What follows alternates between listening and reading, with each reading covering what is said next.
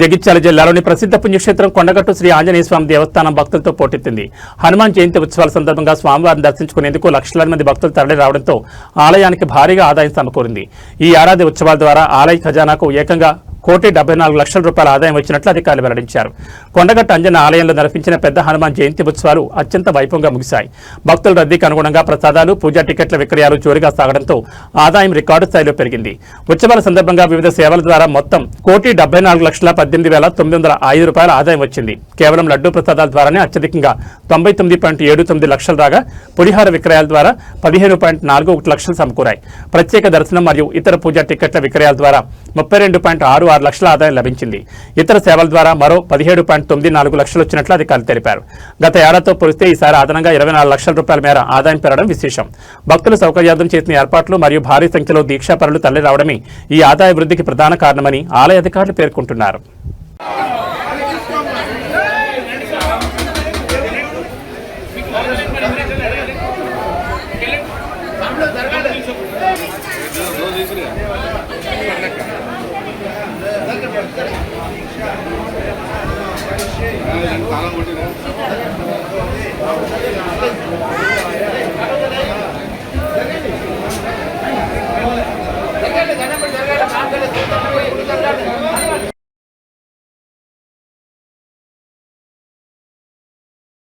దీక్ష స్వాములందరూ అర్చక స్వాములందరూ కూర్చోవాలని చెప్పారు.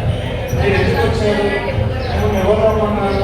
కూర్చోండి, నేను పిలిస్తే కదా మీరు కూర్చోండి, బాబు కూర్చోండి పిలిస్తా. చెవి వినబడతలేవా?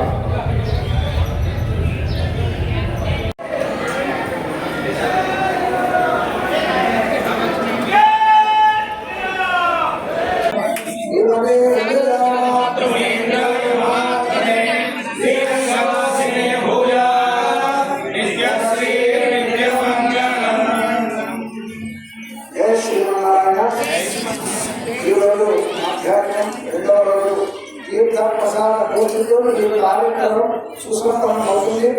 మళ్ళా తిరిగి సాయంకాలం స్వామివారికి ఆదాయం ఆడడం ప్రారంభమవుతుంది.